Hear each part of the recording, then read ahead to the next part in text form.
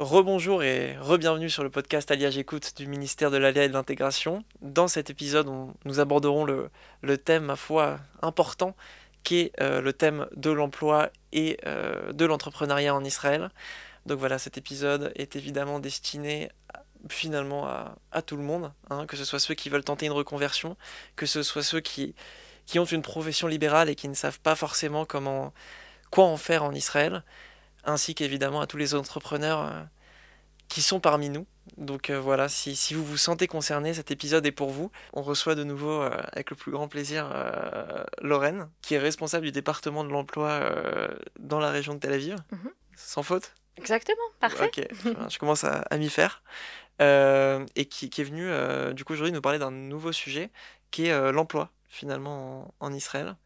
C'est un sujet quand même assez vaste. C'est un sujet qui est très vaste et c'est important de noter avant tout que vraiment le ministère de l'Aide et de l'Intégration emploie des mesures qui sont vraiment très très importantes pour le bien de l'intégration professionnelle des Olim, parce que évidemment l'emploi ça représente vraiment un facteur clé de la réussite de l'intégration professionnelle. Sans l'emploi c'est la parnassa, sans ça c'est très difficile de pouvoir s'en sortir en Israël, donc il faut... A fortiori dans ce pays-là. Ouais. Voilà, exactement. Donc c'est vraiment c'est pour ça que le ministère vraiment met tous ses efforts dans ce département-là. Beaucoup d'efforts en tout cas sont mis à profit de ce département. Alors justement, ces efforts, on va en parler. Ces mesures importantes, on va en parler. On va le faire Bien à travers sûr. le prisme de Yoni que nos auditeurs connaissent maintenant. Ah, Donc voilà, Yoni qui fait du coup son Aliyah de France, il arrive en Israël. mhm. Comment vous l'aidez à s'intégrer professionnellement? Ok. Alors on va commencer par le tout début. Ok. Yoni fait son alia, il arrive en Israël. Les 6 premiers mois, il va recevoir le sal klita. Et on attend avec impatience que Yoni s'inscrive à l'Ulpan. Ok. Voilà, ça, on en parle dans un podcast d'ailleurs sur les premiers pas à l'Ulpan. Parfait, parce que c'est important d'en parler parce que c'est vraiment la clé du succès à tous les niveaux. Donc vraiment, moi aussi, je me permets d'insister sur ce point-là parce que vraiment, sans ivrite, sans une connaissance suffisante de la langue, c'est très difficile. Mais pas que au niveau professionnel d'ailleurs. C'est également Au niveau de difficile de l'intégration s'intégrer. sociale, bien Exactement. sûr. Voilà, de communiquer avec les morottes, de communiquer tout simplement avec son entourage, avec les voisins, de tout. C'est vraiment la base de tout. Donc il faut, avant toute chose, vraiment s'efforcer à s'inscrire à l'Ulpan. Vous en avez parlé, j'imagine. Donc Bien sûr. il y a plusieurs façons de s'inscrire à l'Ulpan. Il y a plusieurs options. Vous choisirez l'option qui vous va le mieux. Le principal est de s'inscrire à l'Ulpan et de terminer au minimum l'Ulpan Aleph. Ok. Ok. Aleph, c'est le C'est l'Ulpan qui est le premier Ulpan, l'Ulpan premier basique. Ulpan, d'accord. Ok. Et qui est la condition sine qua non pour toutes les aides qui sont offertes par le ministère au sein du département de l'emploi.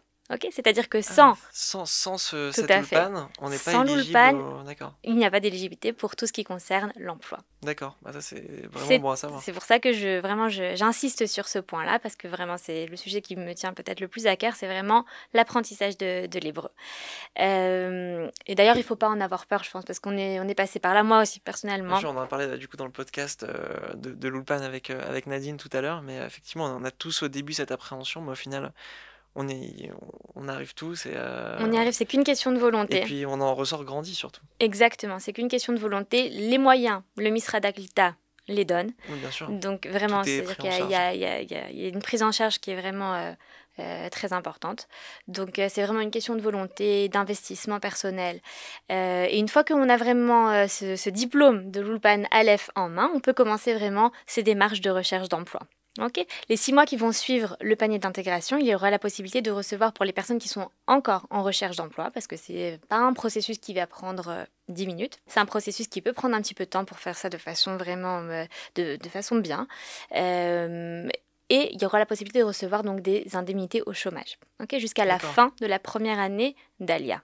Ce qui veut dire qu'en fait, pendant la première année de votre Alia, vous avez la possibilité de recevoir des aides financières de la part du ministère de l'Alia et de l'Intégration. Ce sont des aides qui sont là vraiment pour vous soutenir et pour vous permettre de faire ça de façon un petit peu plus tranquille, reposée et effective finalement, parce que vous n'avez pas besoin d'avoir le petit job à côté à côté de vos démarches de recherche d'emploi. Donc ça, c'est la première chose. Ok, donc soyez tranquille. La première année, on est vraiment là financièrement pour vous soutenir dans vos démarches de recherche d'emploi. Ensuite, qu'est-ce qu'il va faire Yoni? Yoni a fini son ulpan. Il a fini son ulpan, voilà, il a commencé ses démarches de recherche d'emploi. Alors, Yoni, je ne le connais pas personnellement du coup. Et moi non plus. Du coup, je ne sais pas s'il vient avec ses diplômes de France ou est-ce qu'il veut vraiment commencer à faire une formation professionnelle en Israël. Mettons que Yoni voudrait commencer une formation professionnelle. De toute façon, on abordera les différentes options. Bien sûr. Alors, s'il y a une volonté de la part du Olé Hadash de faire une formation qui serait nouvelle, afin de vraiment d'obtenir des outils qui lui permettraient d'avoir vraiment une nouvelle profession en Israël, il y a la possibilité de faire ça et il y aurait une subvention de la part du ministère de l'Alia et de l'Intégration. Okay, donc ça, c'est une première chose. Si vous avez besoin soit d'améliorer vos compétences dans un domaine spécifique, soit complètement de changer de parcours, ce qui est quelque chose qui est tout à fait légitime. On peut s'adapter au marché israélien. Il y a la possibilité de le faire avec une subvention de la part du ministère de l'Intégration. Excuse-moi, je me permets juste de rebondir sur ce que vous disiez. Par rapport aux reconversions, généralement, c'est plutôt une réussite, parce que c'est vrai qu'on en a peur. Beaucoup de gens en ont peur, un petit peu comme l'Ulpan. Voilà, beaucoup de gens ont peur de venir en Israël, d'apprendre l'hébreu, etc., de venir dans un pays où ils connaissent pas la langue. Mais du point de vue du travail, il y a aussi cette anxiété, mais finalement, ça se passe plutôt bien. Ça se passe plutôt bien parce qu'en fait, les personnes qui vont se diriger vers cette voie-là de la reconversion professionnelle sont des personnes qui auront compris la dynamique du marché israélien et qui vont aller vers le domaine qui sera le plus, où on sera même le plus de trouver du travail facilement en Israël.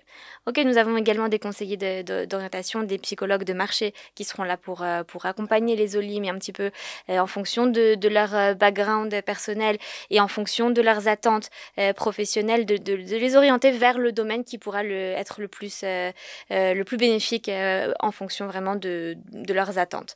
Donc on a vraiment toute une sorte de... Pas toute une sorte. On a vraiment tout un panel d'aides et d'outils qui sont là pour accompagner le mieux l'Olé Hadash vers sa réussite professionnelle. Donc on a parlé des formations professionnelles. Je tiens à dire, parce que c'est un point qui est très très important, il s'agit d'un ministère qui est dépendant des budgets du ministériel. Et donc c'est très très important de faire les demandes à temps, c'est-à-dire avant de s'engager vers une formation et d'obtenir la réponse du Misrad Aklita avant de s'engager vers l'école vers laquelle ils souhaiteraient faire cette formation. Parce que même se renseigner, peut-être même avant la LIA. Enfin, vraiment, on peut se renseigner avant la LIA, mais c'est vrai que les demandes devront être faites, disons, 1 mois avant le début de la formation, parce qu'on ne pourra pas donner de réponse officielle et définitive si la demande est faite trop à l'avance. D'accord. Parce que tout ça dépend de nos budgets, dépend de plusieurs éléments qui ne sont pas toujours sous notre contrôle. Donc voilà, les demandes doivent être faites vraiment le plus... disons 1 mois, je pense que c'est vraiment le bon délai avant le début des formations pour être sûr que la demande sera bien acceptée. C'est important également de préciser que notre ministère travaille vraiment... on est là pour financer des formations qui seront bénéfiques et qui apporteront finalement un travail à l'Olé Hadash. Okay, donc on travaille en coopération très très serrée avec le ministère du Travail et selon leur supervision vers les différentes écoles, nous donnons notre accord ou non pour certaines formations professionnelles.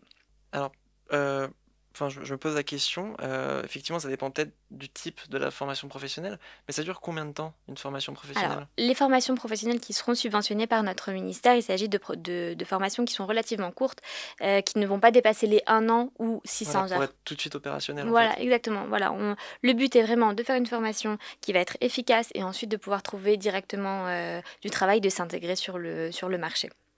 Okay. Donc ça, c'est une première chose. C'est un premier point qui est vraiment très très important et qui va énormément aider les Olim Hadashim à s'intégrer sur le marché du travail israélien. Nous avons également des centres de recrutement.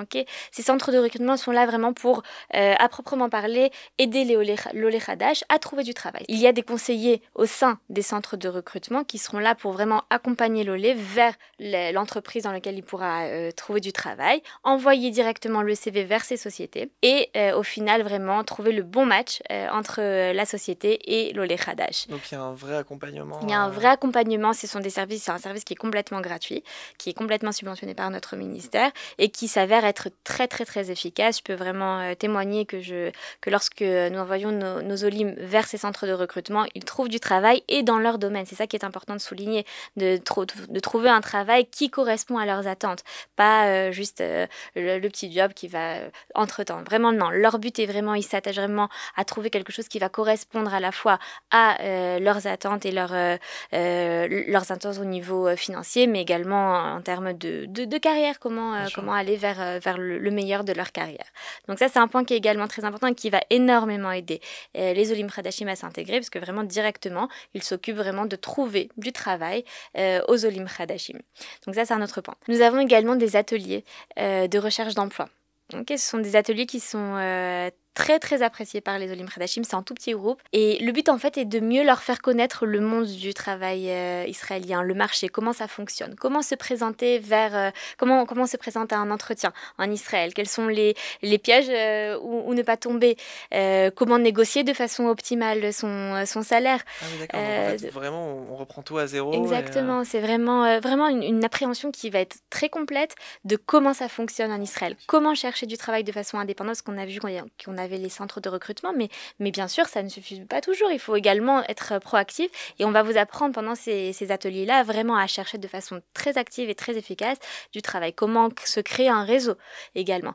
Faire toutes sortes de simulations pour un petit peu de renforcement de confiance en soi, parce que c'est pas toujours évident quand on vient d'arriver en Israël de devoir faire un entretien dans une langue qui n'est pas la nôtre.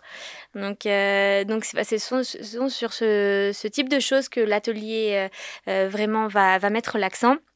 Et je peux vous confirmer vraiment que les Olim qui participent à ces ateliers-là ressortent vraiment avec une force qui est complètement qui est fascinante. C'est-à-dire qu'en général, lorsque j'ouvre ce type d'atelier, je me rends compte que au premier jour de l'atelier, les Olim n'osent pas toujours se présenter en hébreu, parce qu'il faut dire que l'atelier se fait uniquement en hébreu.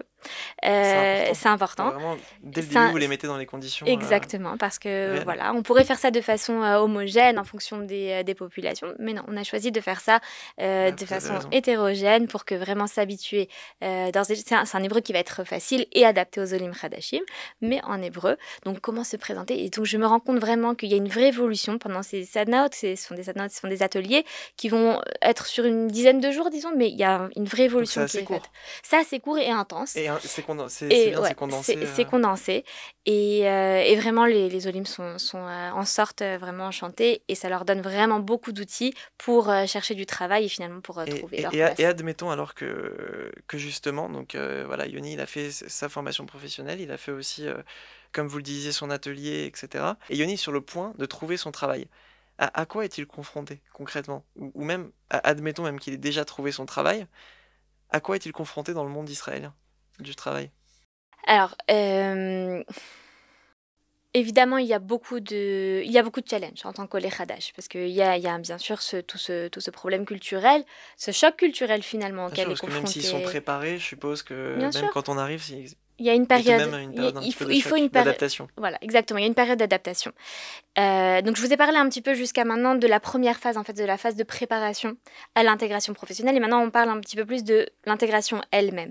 Donc il faut savoir que notre ministère a pensé à tout, on a vraiment pensé à tout, et on va pas s'arrêter à la phase pré-travail, maintenant on passe à la deuxième phase, et finalement comment ça se passe? Le Misrad Aklita propose aux sociétés israéliennes une sorte de push en fait pour intégrer les Olim Hadashim, c'est-à-dire que le ministère de l'intégration pourrait financer pendant une période de 6 mois une partie du salaire, c'est-à-dire l'équivalent de 50% du salaire minimum à la société, afin d'aider un petit peu et de donner un petit peu plus envie aux sociétés israéliennes d'intégrer des Olim Hadashim.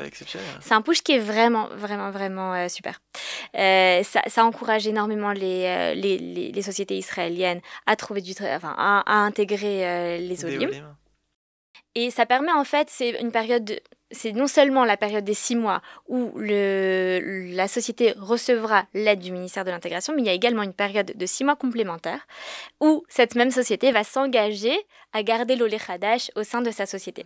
C'est-à-dire que nous, de notre point de vue, à la fois on va encourager la société israélienne à intégrer des Olim Hadashim, mais aussi on va garantir à l'Olé Hadash une période d'1 an d'intégration professionnelle. Donc c'est vraiment quelque chose qui est très très intéressant. C'est important de s'en rappeler au moment venu, d'expliquer peut-être pendant la phase des entretiens, de dire que peut-être qu'il y aura la possibilité de recevoir cette aide-là de la part du Misra d'Aklita. Bien sûr, encore une fois, je précise que toutes ces aides-là sont des aides qui sont dépendantes du budget. Donc on ne s'engage jamais à l'avance, il faudra toujours faire les demandes en amont pour être sûr que vraiment la demande pourra être acceptée, mais on peut expliquer qu'en tant qu'Olé Hadash, il y a la possibilité de faire ce type de demande-là et prendre contact avec le Misra d'Aklita et envoyer la demande pour l'Olé Hadash. Donc ça, c'est vraiment un premier push. Alors, c'est vrai qu'il y a beaucoup de challenges en tant qu'Olé Hadash pour s'intégrer sur le marché israélien, mais moi ce que je voudrais dire, c'est qu'il y a aussi l'Olé Hadash présente aussi un caractère exceptionnel pour l'employeur israélien, parce qu'il va avoir une langue en plus, une langue maternelle en plus, et ça c'est quelque chose qui est vraiment un plus pour l'employeur. Il faut se rappeler de ces choses-là pour venir avec un petit peu plus d'assurance vers les employeurs, et au final je pense que quand on a une volonté de s'intégrer en Israël, ça marche. Il faut juste se lancer et tout se passera bien. Et puis de toute façon, vous êtes là pour assurer nos arrières. Hein, exactement. Vous dites, comme vous l'avez compris, on est là vraiment tout au long du chemin jusqu'à ce qu'on soit sûr que vous êtes vraiment intégré et que tout se passe bien. Donc on a parlé donc des formations professionnelles. Si on peut maintenant parler d'une profession libérale, c'est-à-dire quelqu'un qui ne vient pas forcément faire une reconversion. Comment ça se passe pour lui? Alors, pour tout ce qui concerne les professions libérales, c'est-à-dire les professions qui nécessitent en fait un permis d'exercer en Israël. Médecin, exactement, les médecins, les avocats, les infirmières, les dentistes, tout ce qui nécessite un permis d'exercer. Alors, ce qu'il faut savoir, c'est que vraiment notre ministère accompagne également ces olim-là dans toutes leurs démarches. Il y a énormément d'aides qui sont là pour les aider jusqu'à l'obtention finale du permis d'exercer en Israël. C'est un parcours qui s'avère souvent un petit peu long, mais pendant toutes ces étapes-là, nous sommes vraiment là pour les accompagner au niveau de l'hébreu professionnel, un petit peu plus terminologique, en plus de l'ulpan basique. Vraiment, il y a toutes sortes d'accompagnement qui est là pour aider ces olim-là à, au final, obtenir leur permis d'exercer en Israël. Parce que c'est notre souhait également de leur permettre de s'intégrer avec les bagages avec lesquels ils viennent, parce que c'est un atout pour Israël également. Bah écoutez, parfait. Peut-être dernière question, en ce qui concerne les métiers qui seraient possiblement non reconnus par Israël. Est-ce qu'il en existe? Et si oui, alors qu'est-ce qu'on en fait? Alors oui, c'est quelque chose qu'il faut noter. Et notre ministère, qui est un ministère qui est vraiment très très dynamique, c'est-à-dire que vraiment on est toujours à l'affût de savoir ce qui manque. C'est ce que nous disait Eric Cusan dans le podcast, justement sur le budget de votre ministère. C'est vraiment une réalité, c'est-à-dire qu'on est vraiment tout le temps en train de réfléchir comment améliorer la vie du Olé Hadash. Donc c'est un sujet qui est très important, et c'est pour ça que la direction du ministère de l'Aliyah et de l'Intégration est souvent présente pendant les comités à la Knesset. Je vais vous donner par exemple l'exemple des opticiens. C'était un métier qui n'était pas reconnu jusqu'à il n'y a pas très très longtemps en Israël. Ouais. Et grâce notamment à l'impact du ministère de l'Aliyah et de l'Intégration et sa participation à certains comités à la Knesset, nous sommes parvenus à faire reconnaître ce métier-là en Israël. C'est également le cas du type de diplôme comme les BTS, qui n'étaient avant pas reconnus en Israël, et actuellement ça l'est. Donc voilà, il y a vraiment une évolution, on est tout le temps vraiment... Constamment. Ça avance constamment, et voilà, donc s'il y a de nouvelles choses, on sera toujours là pour faire évoluer les choses et pour permettre aux Olim Hadashim de s'intégrer avec leur bagage, parce que je pense que c'est dans l'intérêt d'Israël également d'intégrer et de profiter du bagage académique des Olim Hadashim en Israël. C'est ce qui en fait un pays si riche. Exactement, ça fait partie vraiment de notre richesse, donc ça serait vraiment dommage de s'en priver. Bien sûr. Bon, bah écoutez, merci Lorraine. Grand plaisir. Et d'être revenue sur le plateau, et puis de toute façon on vous retrouvera pour d'autres sujets. Alors nous recevons aujourd'hui encore, si je puis me permettre, Lorraine, qui cette fois-ci vient nous parler de l'entrepreneuriat en Israël. voilà, l'entrepreneuriat, encore une fois, comme l'emploi, on parlait de l'autre fois de l'emploi dans un précédent podcast, ça reste assez vaste. Donc, enfin, voilà, qu'est-ce que vous pouvez vous proposer, on va dire, pour les entrepreneurs qui nous viennent de Roule? Alors en effet, Nathanaël, c'est vraiment un sujet qui tient vraiment à cœur à la société israélienne de façon générale, je Bien pense. sûr. Ça fait vraiment partie intégrante de l'identité israélienne, je pense, tout le côté business et le côté C'est vrai entrepreneurial. qu'on a l'impression que chaque Israélien est un entrepreneur C'est ça, né, né, quoi. né. Voilà, exactement. Mais attention, je pense que les Olim ont également vraiment Sur leur carte à jouer. leur carte à jouer et ont vraiment tous leurs atouts pour également réussir en Israël. Alors bien entendu, il faut faire ça de façon avec le maximum de précautions. Et comment ça se passe, comment on prend ces précautions en se préparant. Et c'est là qu'intervient en fait le ministère de l'Alliance et de l'Intégration. Vous intervenez souvent, hein, On intervient il faut souvent, dire. en effet, mais c'est notre rôle finalement. C'est pour ça qu'on existe. Heureusement, bien sûr. C'est pour ça qu'on est là, pour répondre vraiment à tous les besoins des Olim Khadashim. Et Dieu sait qu'on en a. On C'est a vrai, beaucoup de besoins parce que c'est pas évident finalement. bien sûr. Donc voilà. Donc comment nous intervenons? Il faut savoir que nous avons un centre qui est là pour répondre, un moquette qui répond à toutes les questions qui concernent la préparation à l'ouverture d'un business en Israël. D'ailleurs, on mettra, excuse-moi Mhm. de vous couper, on mettra le numéro dans la description. Bien sûr. C'est quoi le numéro? Alors, le numéro c'est Kochavit, c'est étoile 8115. D'accord. Et vous avez la possibilité de contacter ce moquette, ce centre, depuis l'étranger également, d'accord. depuis la France, et ça c'est répond en pratique. plusieurs langues également, donc, notamment en français. Donc vous avez la possibilité de vraiment préparer votre alia et de discuter depuis la France avec ce moquette. C'est un moquette qui est très professionnel, avec vraiment les meilleurs professionnels du marché. Alors on peut parler vraiment de tous les domaines, que ça soit d'un point de vue juridique, parce qu'il y a souvent des questions juridiques qui vont se poser, Bien sûr. comment transférer son business depuis la France vers Israël, ou comment tout simplement ouvrir son business en Israël. Évidemment, un Olé Hadash n'a pas tous ces outils en main là, et c'est pour ça que nous sommes là, pour vraiment leur donner une réponse à toutes leurs questions. Alors comme je vous disais, on peut répondre aux questions d'ordre juridique, ça peut être également d'ordre fiscal.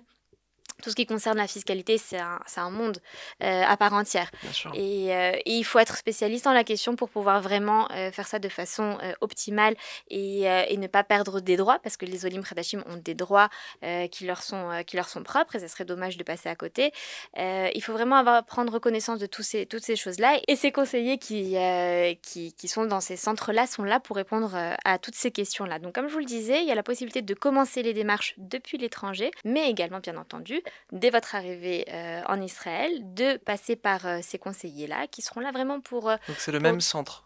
Alors voilà, il y a le centre téléphonique, et nous avons D'accord. aussi les centres Mahalot, c'est le nom des centres qui s'occupent de l'entrepreneuriat avec qui nous travaillons, et qui sont dispersés vraiment dans tout Israël afin de vraiment donner des réponses aux Olim, peu importe que vous habitiez à Beersheva ou à Tel Aviv, ou même dans le nord, peu importe. Nous sommes là vraiment sur tous les pôles. Et l'idée est en fait vraiment de faire un vrai suivi du Olé Hadash depuis vraiment les premières esquisses de l'idée de l'entreprise qu'on souhaiterait ouvrir, vers l'ouverture concrète du business en Israël. Donc les Olim Hadashim ont droit à plus de 20 heures de suivi avec des mentors. Ils sont là pour également écrire avec l'Olé Hadash tout ce qui concerne le business plan, pour leur donner du conseil, mais également pour... des fois, même ça arrive également que le conseiller va dire à l'Olé, non, ce business, franchement, ça va pas marcher en Israël. Parce qu'il faut avoir une vision qui soit un petit peu externe, finalement. Bien sûr, et puis de gens qui connaissent la réalité du marché israélien. Tout à fait, aussi. parce que ce qui marche à l'étranger ne va pas nécessairement marcher sûr. en Israël. La mentalité est très très différente en Israël. Donc il faut comprendre toutes ces choses-là. Les conseillers sont là pour donner vraiment à tous les niveaux une réponse très très très professionnelle aux Olim Khadashim, pour qu'au final ils arrivent à ouvrir leur business et que le business soit fructueux et leur permette de s'installer de façon définitive en Israël. Donc, ouais. Donc en fait, si je résume un petit peu, vous êtes vraiment présent de A à Z. De A à Z. Voilà, et puis surtout, ça fait économiser énormément de temps, énormément de frais. Si dès le début, je suis renseigné sur le côté fiscal, le côté juridique, puis surtout, est-ce que mon idée est valable ou pas en Israël, parce que c'est un marché que je ne connais pas, c'est que en fait, vous nous évitez énormément d'échecs. Exactement. Il faut vraiment prendre en compte que nous sommes là pour le bien du Olé Khadaj. C'est-à-dire que notre but est que ce business s'ouvre en Israël et réussisse. Donc on a vraiment un intérêt qui est commun et c'est pour ça qu'on met tous nos efforts pour la réussite de ce business. Il y a également des fonds qui seront spécifiquement donnés aux Olim Khadashim avec des taux qui seront très avantageux. Il faudra vérifier tout ça Intéressant. auprès des centres d'orientation en business et vraiment on voit des résultats qui sont vraiment fascinants. On voit vraiment que les personnes qui ont utilisé les services qui sont offerts par le Misra d'Aklita finalement parviennent à ouvrir leur business en Israël. Il faut vraiment avoir une appréhension qui soit très complète de ce qui est le marché israélien avant de se lancer en Bien fait. sûr. Vous parlez d'entrepreneurs, il y a tout de même différents types d'entrepreneurs. Il y a par exemple ceux qui veulent, je sais pas, ouvrir une pizzeria. Il y a ceux qui maintenant veulent se lancer dans une idée de start-up qui est plutôt orientée technologique. Mhm. Est-ce que vous pouvez aider tous ces gens-là, ces différents profils? Et si oui, comment? En effet. Il y a plusieurs spécialistes qui sont au sein de ces centres-là qui seront là pour aider les OLIM en fonction du domaine. C'est-à-dire qu'un spécialiste qui est spécialisé dans le domaine du commerce, de l'ouverture d'un magasin par exemple, pourra peut-être moins aider la personne qui voudra ouvrir sa start-up en Israël. Donc c'est pour ça qu'il y a également vraiment une sous-spécialité qui s'occupe vraiment des OLIM qui souhaitent ouvrir leur propre start-up en Israël. Et ça fonctionne de façon vraiment formidable. On voit des résultats qui sont très très qui sont magnifiques à voir, vraiment des Olim qui parviennent à ouvrir leur start-up en Israël et qui réussissent et ça marche. Donc vraiment, le seul point, c'est vraiment de se tourner vers nous afin que nous puissions vous aider. En fait, je pense que c'est le seul élément qu'il faut vraiment prendre en Bien compte. sûr, mais comme enfin dans tout ce qu'on voit depuis le début dans ce podcast, en fait, il faut juste, en tant qu'Olé, faire le premier pas. Et puis après, une fois qu'on est parti, Exactement. vous faites tout le reste, quoi. Alors non, on fait pas tout le Mais reste, attention. même s'il faut évidemment la bonne volonté Il faut beaucoup de volonté, il faut beaucoup de de l'Olé, travail, bien mais sûr. nous sommes là pour accompagner. Il y a un vrai Voilà, il y a un vrai accompagnement qui est fait accompagnement, avec bien des, sûr. des- des personnes qui sont professionnelles et qui sont spécialistes dans tous les domaines. Il y a vraiment tous les outils sont donnés pour que, au final, ça soit successful et que les Olim parviennent vraiment à leur fin. Donc il faut vraiment juste se tourner vers nous pour qu'on puisse vous accompagner de façon optimale. Bien sûr. Et, euh, et disons voilà qu'un Olé voilà, fait appel à vos services.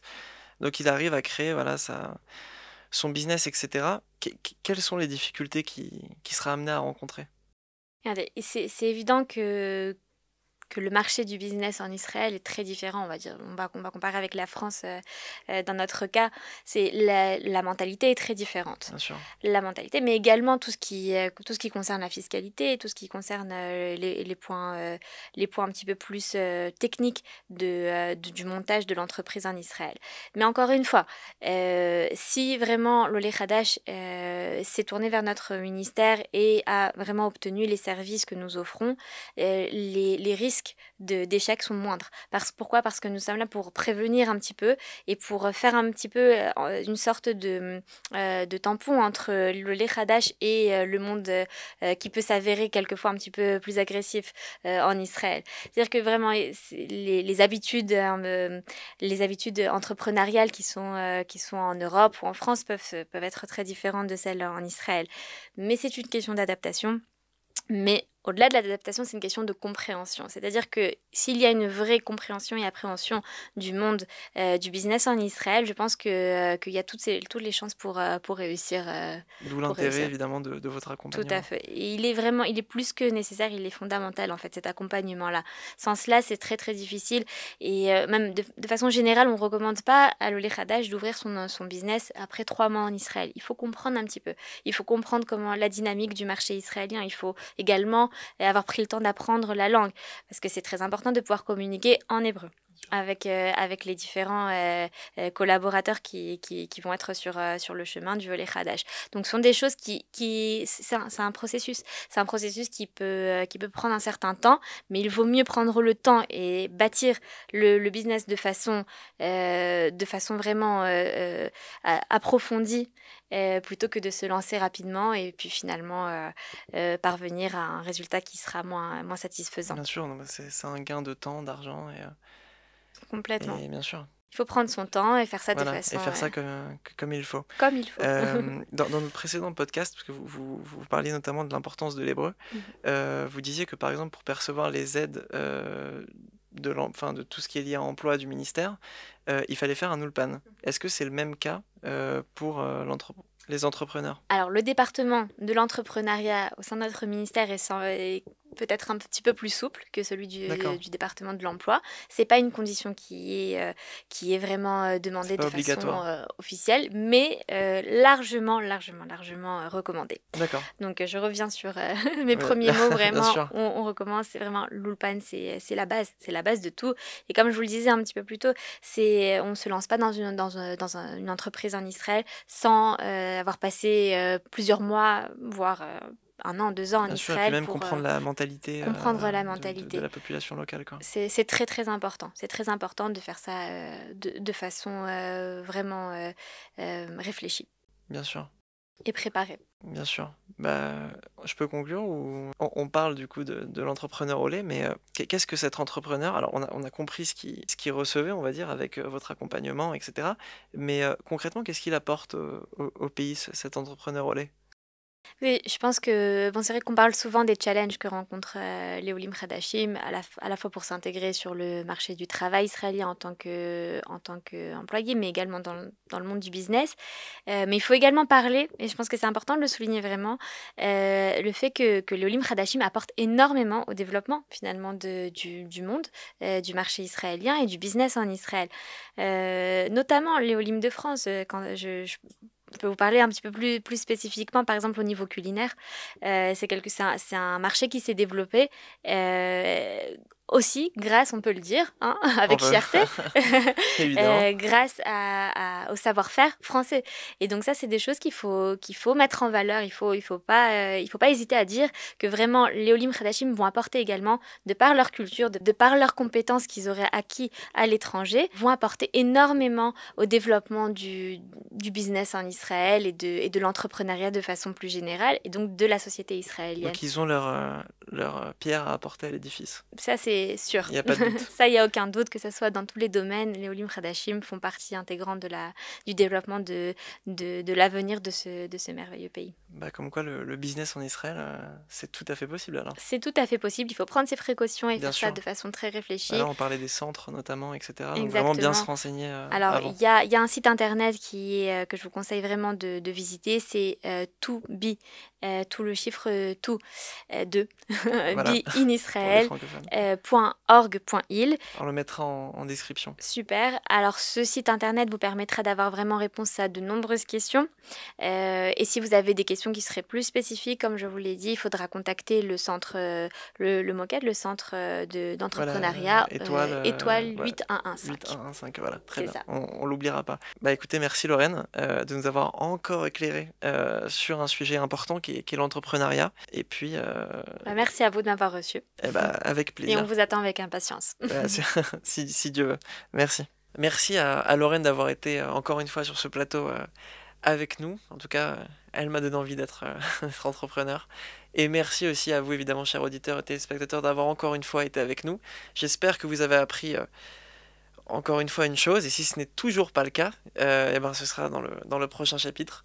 Alors en tout cas, restez avec nous, et dans tous les cas, évidemment, suivez-nous sur, si ce n'est pas déjà le cas, Facebook, Instagram. Nous sommes également disponibles sur les plateformes de podcast telles que Spotify. N'hésitez toujours pas à nous faire part de vos retours sur cet épisode. C'est important pour nous, et n'hésitez pas également à partager ce podcast avec vos amis, familles, proches et toute personne qui pourrait être concernée. En tout cas, nous on se revoit dans le prochain épisode. Cette fois-ci, ce sera sur la Alia en général, ainsi que les projectorimes. Vous vous demandez sûrement ce que c'est. Réponse dans le prochain épisode.